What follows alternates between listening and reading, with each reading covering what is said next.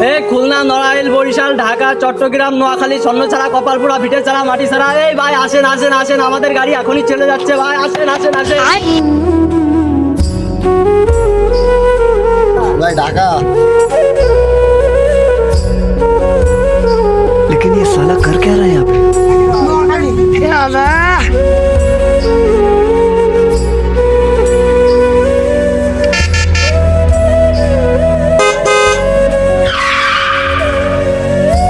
এই ভাই আমাদের গাড়ি চলে এসেছে, এই ভাই আসেন আসেন আসেন। টিকিট কর, টিকিট দেন, টিকিট দেন। ওঠেন ওঠেন ওঠেন ওঠেন ওঠেন ওঠেন ওঠেন ওঠেন। টিকিট কর, টিকিট ঠিক আছে তো? টিকিট আছে?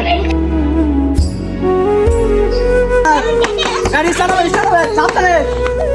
তেলের যখন সংকট হইবে, ঘুম ঘুম আওয়াজ আর না করবে, যানবাহন হিসাবে সবাই সাইকেল বাসিবে, হরে যানবাহন হিসাবে সবাই সাইকেল বাসিবে। আসলে ভিডিওটা বানানোর উদ্দেশ্য হলো এখন যে তেলের একটা বিরাট সংকট চলতেছে, তো তেল যদি এক ফোঁটাও নষ্ট হয়ে যায়, এক ফোঁটা যদি মাটিতে পড়ে যায়, তাহলে আমাদের মনে মানে কেমন একটা হয়ে যায় যে ইস, এক ফোঁটা তেল নষ্ট হয়ে গেল বা কিছুটা তেল নষ্ট হয়ে গেল।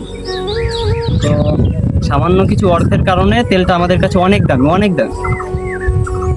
কিন্তু আল্লাহ তাআলার শ্রেষ্ঠ নিয়ামত যে পানি ছাড়া আপনি বাঁচবেন না, আমি বাঁচবো না, পৃথিবীর কেউ বাঁচবে না।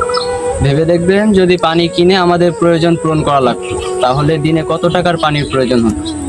তো সেটা যেহেতু আল্লাহ তাআলা আমাদেরকে ফ্রির ব্যবস্থা করে দিয়েছেন, এই জন্য আমাদের পানির উপর খুবই যত্নবান হওয়া লাগে।